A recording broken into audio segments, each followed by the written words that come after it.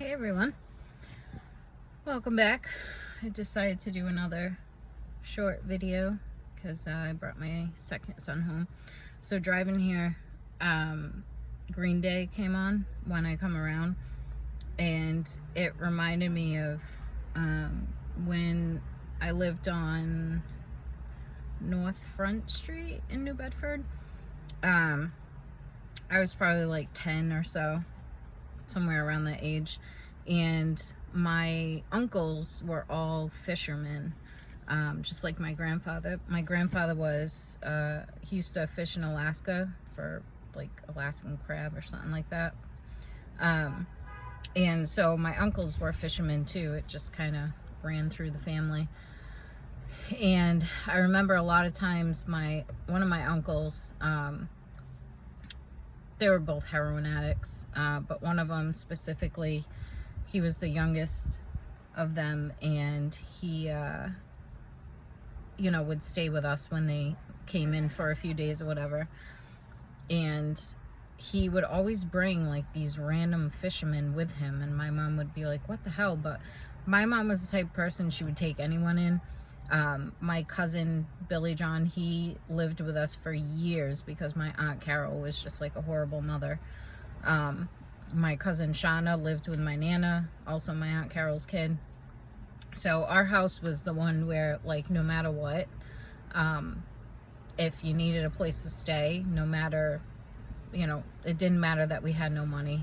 We lived off of welfare. My mom would take whoever in that needed it, and my Uncle Jay knew that and often took advantage of it.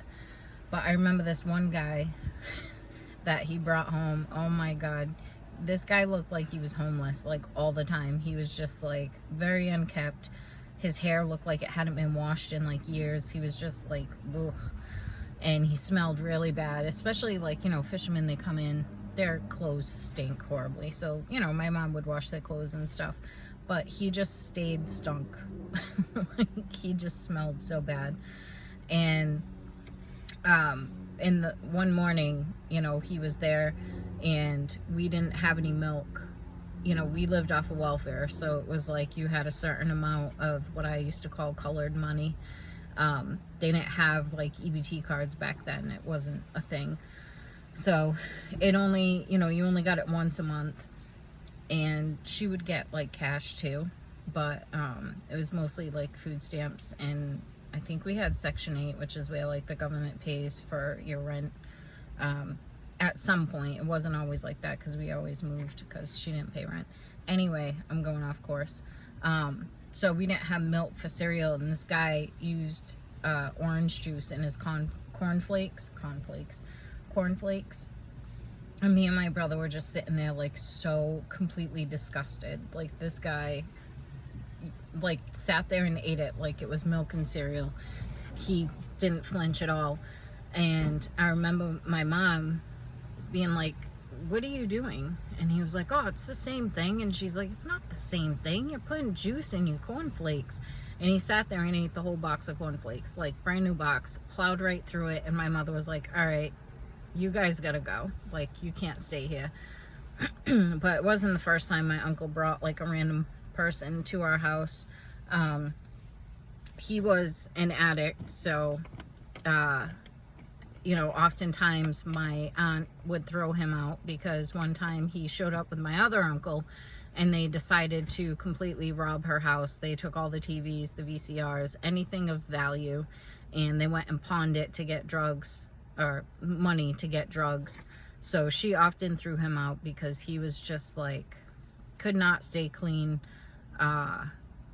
It was just like insane. Like, he would get clean for years and then he would just go right back. Anytime he got his shit together, he would ruin it and go use. And up until recently, I think this is like I don't know if it's the longest he's been clean, but he's been clean for a while, and he's dating a girl or he's engaged to a girl that is younger than his daughter. My cousin Rachel, I think, is maybe 30, maybe. And his girlfriend is younger than her, and he's he's gonna be up near 60. So yeah. But it's funny because we always thought that he kept relapsing. Like, he would literally work so hard, get everything, get a good job. He had his own business for a while, like window washing in Boston. He made crazy money doing that. And then he would just slip up and throw it all away and end up back on the street using again. Like, it was just the most bizarre thing, but he's always done it. I've never known him to stay clean for longer than, like, I think the longest was like 7 years. But, ew, that was gross. So we always tried to figure out, like, what was the reason he kept throwing everything away? Like, what was the root cause of it? Because he knew how to be clean. He knew how to get what he needed to get. You know what I mean? So one of our theories, so back in the day when I think he was like 17, he was trying to get clean from heroin.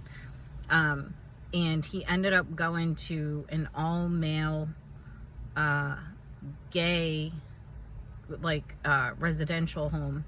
Like, after he got clean, they call it a halfway house. He went to an all-male gay halfway house and ended up contracting AIDS, he says, by a needle. So we all kind of thought, like, is he gay and just can't come to terms with it? And that's why. Because I've also never known him, besides my Aunt Diane, I've never known him to have a girlfriend. And, like, he would try and date, and I think, like, here and there he would date or whatever, but it never stuck, and he would relapse. And that was always a question, like, whether or not he was gay. And that's why, like, he couldn't come to terms with it, and he didn't want to believe it.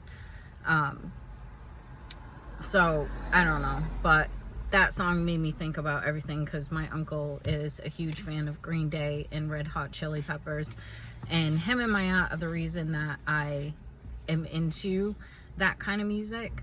My auntie Diane used to take me all the time on the weekends, and when she had work trips to do during the summer, she would take me to Boston with her. Like, I loved being with her and my cousins.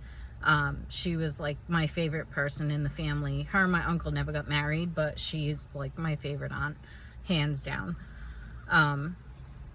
And so I spent a lot of time with them, and, you know, I remember when Jagged Little Pill from Alanis Morissette came out, it was, like, a huge deal, and, like, we jammed out to that one day going up to Boston. I went up there with her to meet Aerosmith. That was, quite the interesting trip. I was probably like 12, and on the way there, just something changed in my life. And it was just something, like, I couldn't go inside. I was like, Auntie, I can't go inside. And so I stayed in the car, and she went to meet Aerosmith, and she's met Steven Tyler probably like 8 to 10 times. He knows her name now, and in one of his books, at the time we met,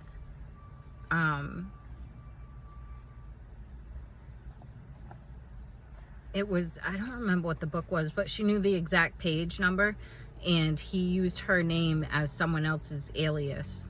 And she was like, oh my God, like her first and last name. And she was like, oh my God, blah, blah, blah. So she met him, and she told him, and he was like, you know, they talked like they were friends, and she was so obsessed with him. Like, I try and picture it as if I met, like, Ed Sheeran, Fall Out Boy, Paramore, like that level. I don't even think I'd be able to talk to him. I would just, like, faint. I don't know. I've never fainted in my life, but I think it would happen if I met them. So I just have so many good memories surrounding certain bands, and they bring me back to, you know, summer drives with my aunt, and, like, we went to, there was a Buttonwood Park down in New Bedford. They used to have the Whaling City Festival, where they would get actual bands, like known bands, to, like, come out and play.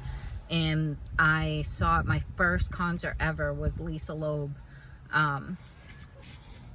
And my son's coming out, so I gotta cut this short, but I'll finish next time. Bye.